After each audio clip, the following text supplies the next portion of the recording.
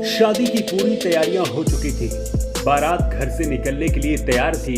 दुल्हन अपने होने वाले पति की राह देख रही थी और सालियां जीजा का इंतजार कर रही थी। लेकिन तभी पता चला कि दूल्हा तो गायब हो गया। दुल्हन फूट फूट कर रोने लगी। रिश्तेदारों में हड़कंप मच गया। इंतजार करते करते रात हो गई, लेकिन दूल्हा नहीं मिला। इधर दुल्हन ने दूसरे के गले में बरमाला पहनाई तो परिजनों की खुशी से आंखें भर आई। बोले जो हुआ सो हुआ, शादी है तो बजे शहनाई और खिलाओ सभी को मिठाई। लेकिन इधर 2 दिन बाद दूल्हा अपने घर लौट आया। कहानी अपने साथ बनाकर भयंकर वाली लेकर आया। कहा हमारा इंजेक्शन लगाकर अपहरण किया गया था। लेकिन जब राज खुला तो पता चला कि जब इधर दुल्हन किसी और के साथ फेरे ले रही थी, तब दूल्हा उधर किसी और लड़की के साथ कांड कर चुका था। अब पूरी कहानी विस्तार से सुनिए। यह पूरा मामला उत्तर प्रदेश के कानपुर देहात का है। गांव में श्री राम प्रजापति के घर में धूमधाम से शादी की तैयारियां चल रही थी। शाम को बेटी की शादी होनी थी। रामपुर गांव से उनके घर बारात आनी थी और वो बारातियों के स्वागत सत्कार की तैयारियां कर रहे थे।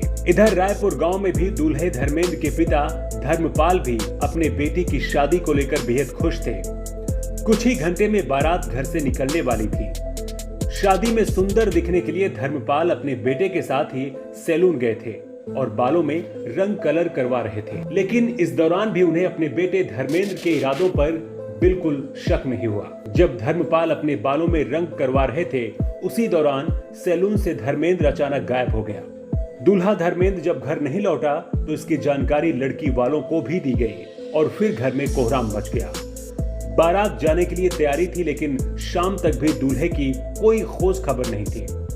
दुल्हन शादी के जोड़े में अपने होने वाले पति का इंतजार कर रही थी। दूल्हा धर्मेंद्र के लापता होने पर उसके घर वालों ने थाने में शिकायत भी दर्ज करा दी। रात के करीब 11 बजे तक सभी लोग दूल्हे का इंतजार करते रहे, लेकिन दूल्हा धर्मेंद्र वापस नहीं लौटा।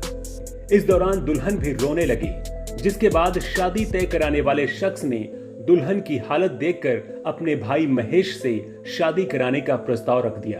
दुल्हन के घर वाले भी अपना मान सम्मान बचाने के लिए शादी करवाने के लिए राजी हो गए। दुल्हन ने भी अपनी सहमति दे दी, जिसके बाद महेश की शादी दुल्हन के साथ हो गई।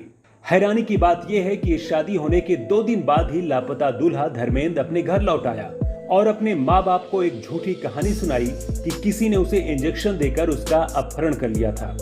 लेकिन जब पुलिस ने कड़ाई से पूछताछ की तो धर्मेंद्र ने पूरी सच्चाई उगल दी। आरोपी धर्मेंद्र ने बताया कि उसकी शादी जबरन कराई जा रही थी, जबकि वो प्यार गांव की एक और दूसरी लड़की से करता था।